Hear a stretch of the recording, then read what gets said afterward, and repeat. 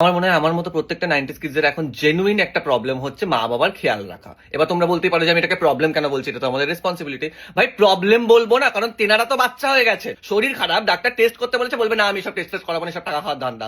জোর করে টেস্ট করাও, রিপোর্ট আসলে সব যদি ঠিকঠাক থাকে খুশি হয় না ভাই, উল্টা আমাকেই গালাগালি দেয় যে টাকা নষ্ট হলো, কিছুই তো বেরোলো না, কেন এত টেস্ট করালাম। ডাক্তার ভারী জিনিস তুলতে বারণ করেছে, উনি পারলে সিলিন্ডার কাঁধে তুলে স্পট মারা শুরু করে দেবে। ডাক্তার কাজ করতে বেশি বারণ করেছে, উনি পারলে নিজের বাড়ি ছেড়ে পাশের বাড়ি গিয়ে কাজ করে চলে আসবে। Border line sugar, doctor sugar cut করে দিতে বলেছে, কিন্তু উনার বক্তব্য কি, সুগার তো এখনো হয়নি না, সুগার হোক আগে তারপর সুগার কাট করবো। আমি বিয়ে শাদী না করেও আমার দুটো বাচ্চা হয়ে গেছে, খেয়াল রাখতে হচ্ছে এখন বাচ্চাগুলোর। But on a serious note, যারা এটার সাথে রিলেট করতে পারছো একটু টাইম কাটিয়ে নাও, যত পারবে বেশি করে মা বাবার সাথে টাইম কাটিয়ে নাও। কারণ একটা জিনিস ভেবে আমি বিশাল বিটি খাই ভাই, যে একটা দিন এরকম আসবে লাইফে, সরি, যেদিনকে বাবা মা কেউ থাকবে না। সো জাস্ট যতটা পারছো টাইম কাটিয়ে নাও, আর নিজের বাচ্চাগুলোকে মানুষ করার চেষ্টা করো, যাতে একটু কথা শোনে, যাতে একটু ঠিকঠাক সময় মেডিসিনটা নেয়, যাতে একটু